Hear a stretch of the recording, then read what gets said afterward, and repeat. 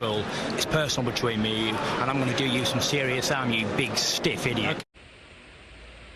The Untouchable True School Sports Empire proudly presents something the boxing game's been missing. Hey, what's going on? It's your boy BT, and I came here to talk some boxing with the thousands of True School Sports subscribers. Now, we know that August the 6th is going to be a momentous occasion. I think it's a good fight. A lot of people are saying it's not going to be a good fight. I think it's going to be a good fight. But August the 6th, Vergi Ortiz takes on Michael McKinson in the fight that I always wanted to see.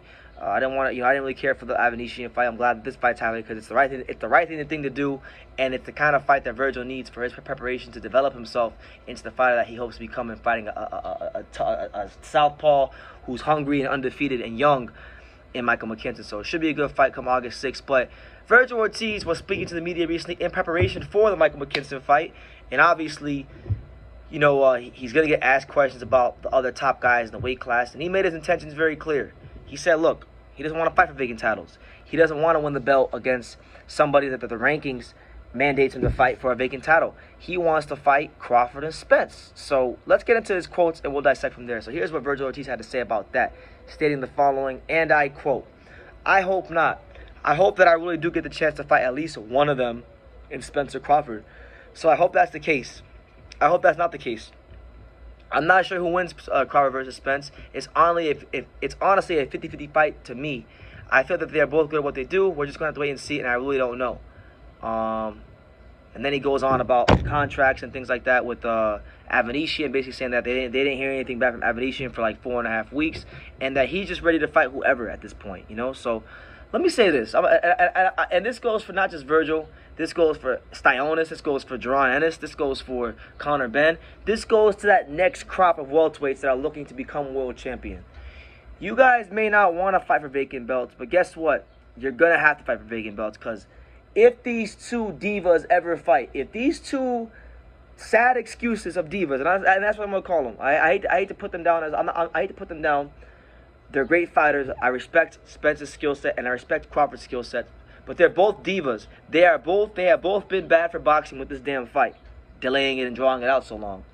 I don't care about it anymore. And I'm a Crawford fan, huge Crawford fan. Don't even care if he gets knocked out in that fight anymore. But anyway, the reality is, if you're an Ennis, if you're an Ortiz, if you're a Styontis, if you're Conor Benn, you're gonna probably have to fight for a vacant belt, because I believe that if this fight does happen, whoever wins is going to vacate the belts, and they're going to move right on up, because these guys want to go to 54.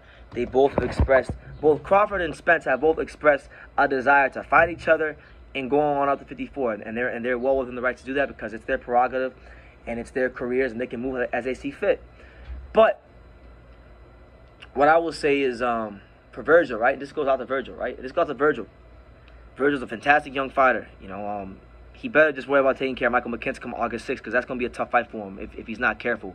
But because Michael McKinson's very hungry, he's a southpaw, he's deceptively strong, he's awkward, and, people say what you want about the lack of punching power, but I'm trying to tell you, it is a good fight, and he's better than you think, okay? Now, take care of that. When you take care of that, I'm going to say this, and I'm just going to get out in front of this now. All right, and I've been getting out in front of this for a while, but I want to get out in front of this some more. When the time comes, you need to fight Jaron Ennis. You have to fight Jaron Ennis. That's gonna be the next super fight at welterweight. And we had a super fight in Spence versus Crawford. It's drawn out to the point where people don't care about it. Okay, and I doubt that it even does 500,000 buys. I'm actually willing to wager on that this fight won't even do 500,000 buys. So my thing is that to me, that's the next super fight at 147. If Boots can keep doing what he's doing, and Vergil can keep doing what he's doing, that to me is the next big fight. You got one Mexican-American fighter who got all knockouts from Dallas, Texas, big market. You got another guy who is from the fighting city of Philadelphia, not 100% knockout ratio, but damn near it. 19 straight knockout victories. So Jaron Ennis and Vergi Ortiz, it's Dallas versus Philadelphia. It's the Cowboys versus Eagles. It's the Dallas Cowboys versus Philadelphia Eagles of boxing. That's the fight we need. I know that he wants to fight Spence and Crawford, but honestly, in my opinion, Vergil, fuck that. For now, to hell with that. You're big enough. You can go to 54 and see those guys later. The fight you need to worry about first is McKinson. You can take care of him if you can. And then when those, because they are going to fragment. I don't know when they're going to fragment, but they will fragment, I think, sometime in the next 12 to 18 months. Then the belts are going to be vacant. He will get a chance to fight for a vacant belt. If he wins that vacant belt, right after that, we got to be talking about Jaron Ennis. We got to be talking about, you know, that type of a fight, because I know he's got a really good manager behind him, and Rick Merrigan. You know, Rick Merrigan is a very active guy on social media, loves to talk on social media. So I hope when the time comes, Rick Merrigan would love to talk about a fight with Jaron Ennis, because, you know, I give Rick Merrigan a lot of credit. When it came time to make Jose Ramirez versus Josh Taylor, he made the fight happen. He helped make the fight happen. He didn't just protect this guy and have him fight in Fresno and sit on the belt. He went for undisputed, he lost, but he made the fight happen. So I give Rick credit. He's good at what he does. But let's see if that same energy is kept when Jaron Ennis is the subject of conversation. You know what I'm saying? So I'm going to leave it at that. Vergi Ortiz making his intentions known. He doesn't want to fight for vacant belts, but we can't always get what we want, like the song says. So, you know, take care of business, one fight at a time. He's got a challenge on his hand come August 6th with Portsmouth's very own Michael McKinson. Beat him, and then move on from there. But, yeah, that's the news. Vergi Ortiz wants to fight Crawford, wants to fight Spence. Probably won't get the chance to, because these guys are, these two divas, and hey, I hate calling Crawford a diva, but it's the truth.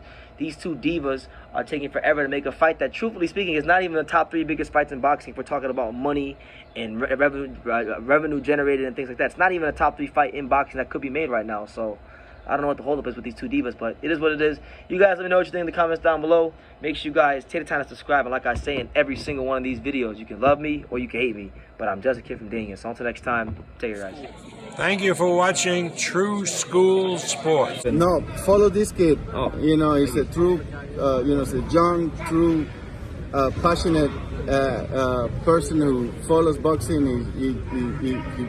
He wakes up thinking about boxing and he goes to sleep thinking about boxing. This is true.